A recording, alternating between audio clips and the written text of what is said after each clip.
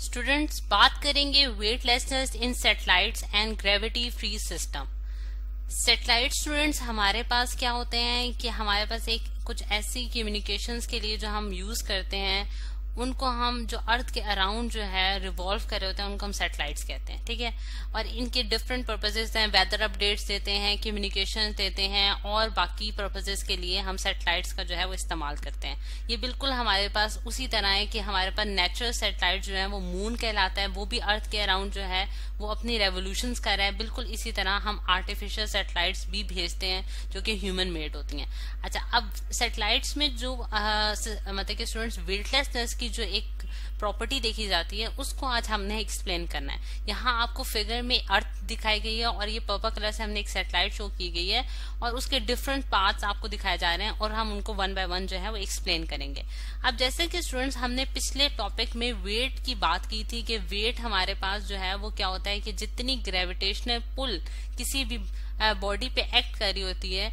क्योंकि अगर वो फॉर एग्जांपल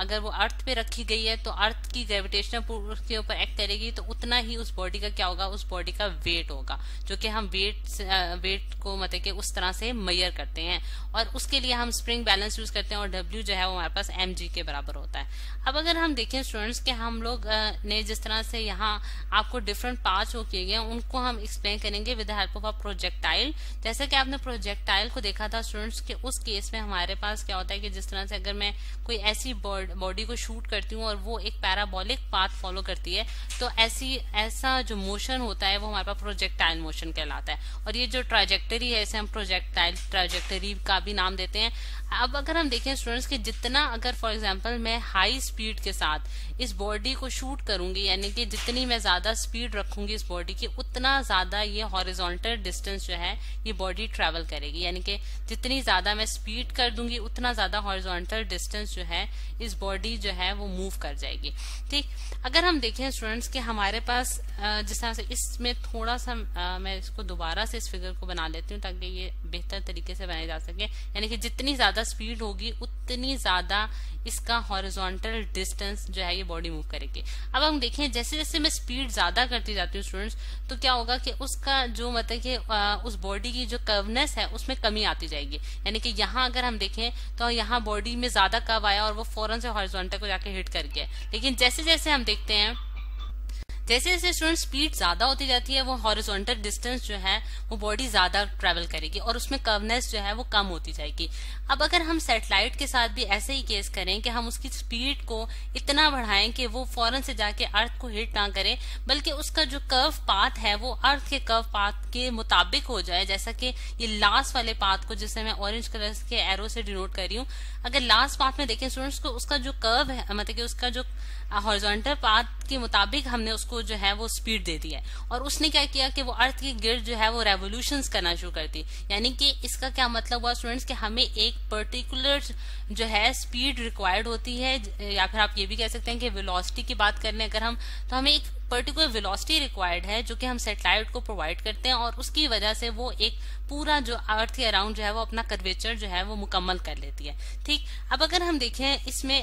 ये चीज जो है ये स्टूडेंट्स हमारे लिए बहुत इंपॉर्टेंस रखती है। फिर अगर हम देखें स्टूडेंट्स के हमारे पास उसका कितने टाइम, यानी कि उसको कितना टाइम वो भी हम कैलकुलेट कर सकते हैं। नेक्स्ट लेक्चर्स में हम उसके ऊपर भी डिस्कशंस करेंगे। अब अगर हम देखें स्टूडेंट्स के हमारे पास जो है वो फ्रीली फॉलिंग स्पेस जो होती है या फिर फ्रीली फॉलिंग ऑब्जेक्ट्स कौन से होते हैं। ठीक है, अब हम सैटेलाइट की अगर बात करें, अर्थ सैटेलाइट के बारे में अगर मैं लिखूं तो मैं ये कहती हूँ कि अर्थ सैटेलाइट जो है स्टूडेंट्स वो हमारे पास एक फ्रीली फॉलिंग ऑब्जेक्ट है। अब ये स्टेटमेंट जो है ये थोड़ी सी आपको कंफ्यूजिंग तो लगेगी फर्स्ट इंस्टेंट में कि कैसे ये फ्रीली फॉलिंग कैसे होगी, फ्रीली फॉलिंग कैसे होगी, क्योंकि हम फ्रीली फॉलिंग ऑब्जेक्ट्स को कौन से होते हैं स्टूडेंट्स जो कि एक्सेलरेशन ड्यू टू ग्रेविटी की वजह से जो है वो गिरते हैं, यानी कि जिनके ऊपर सिर्फ एक ही फोर्स एक्ट कर रही होती है, यानी कि A is equal to G। जैसा कि प्रोजेक्टाइल मोशंस भी हमारे पास जो है वो इसी तरह के हैं। अब यहाँ भी स्टूडेंट्स अगर हम देखें कि हमारे पास एक ही जो है वो फोर्स एक्ट कर रही होती है इन सैटेलाइट्स पे जो कि ग्रेविटेशनल पुल होती है, यानी कि अर्थ की ग्रेविटी, अर्थ के सेंटर की तरफ इसकी अट्रैक्शन होती है, जिसे हम कहते हैं कि ये सेंट्रीफ्यूगल फोर्स जो होती है वो हमारे पास बेसिकली किसकी वजह से होती है, ग्रेविटेशनल पुल की वजह से होती है, जिसकी वजह से ये सैटेलाइट जो है ये अर्थ के अराउंड अपनी रेवोल्यूशंस परफॉर्म कर रही होती है। और इसके ऑपोजिट जो है वो एज अ रिएक्शन जिसे हम कहते हैं वो सेंट्रीफ्यूगल फोर्स एक्ट करती है। ठीक, अगर हम देखें स्टूडेंट्स कि हमारे पास यहाँ सेंटीपिटल और सेंट्रीफ्यूगल फोर्स बैलेंस हो रही है, जिसकी वजह से हमारे पास कोई एक्सटर्नल फोर्स एक्ट नहीं कर रही इस सैटेलाइट पे, यानी कि सैटेलाइट के ऊपर कोई और फोर्स एक्ट नहीं कर रही जिसकी जो कि इस चीज को जो है वो मतलब कि इसको स्टॉप कर सके, इसकी मोशन को, या फिर इसको डिस्टर्ब कर सके, जिसकी वजह से हम यह कहते हैं कि ये हमारे पास एक ग्रेविटी फ्री सिस्टम है, यानी कि कोई और एक्सटर्नल फोर्स उसके ऊपर एक्ट नहीं कर रही, सिर्फ एक ही फोर्स एक्ट कर रही है और वो है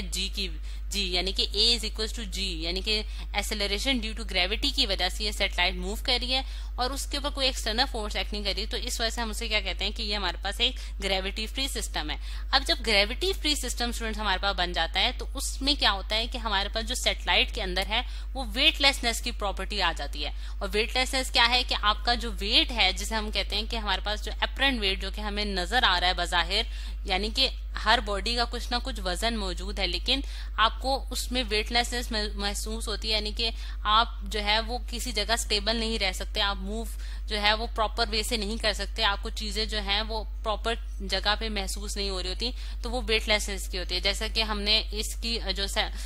नासा वगैरह की जो सैटेलाइट्स होती हैं उनमें भी हम वो पिक्चर्स देख रहे होते हैं। अब इसमें वेटलेसनेस जो है स्टूडेंट, जिस तरह से रियल और एपरेंट वेट में आपने देखा था, उसमें भी हमने स्टडी किया था T is equal to W minus mg वाली मैं इक्वेशन यूज कर रही हूँ, जो कि हमने डाउनवर्ड मोशन यानी कि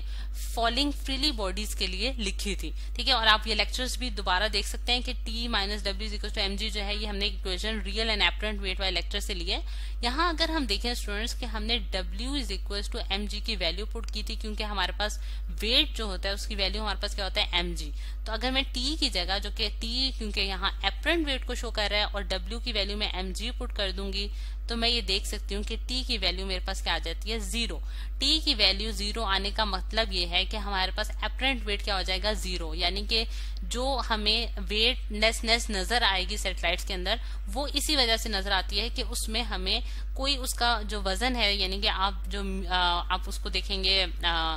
स्प्रिंग बैलेंस के जरिए, तो आपको 0 वैल्यू वो दे रहा होगा। तो ये वेटलेसनेस हो जाती है सैटेलाइट्स में, क्योंकि वो एक ग्रेविटी फ्री सिस्टम बन जाता है, यानी कि फ्रीली फॉलिंग बॉडी है। और फ्रीली फॉलिंग बॉडी का भी मैंने आपको एक्सप्लेन कर दिया कि सैटेलाइट जो है उसके ऊपर सिर्फ एक ही फोर्स एक्ट कर रही है, जो कि हमारे पास ग्रेविटेशनल पुल है, जिसे हम G से डिनोट करते हैं स्टूडेंट्स, और उसके अलावा कोई एक्सटर्नल फोर्स उसके ऊपर एक्सर्ट नहीं हो रही होती।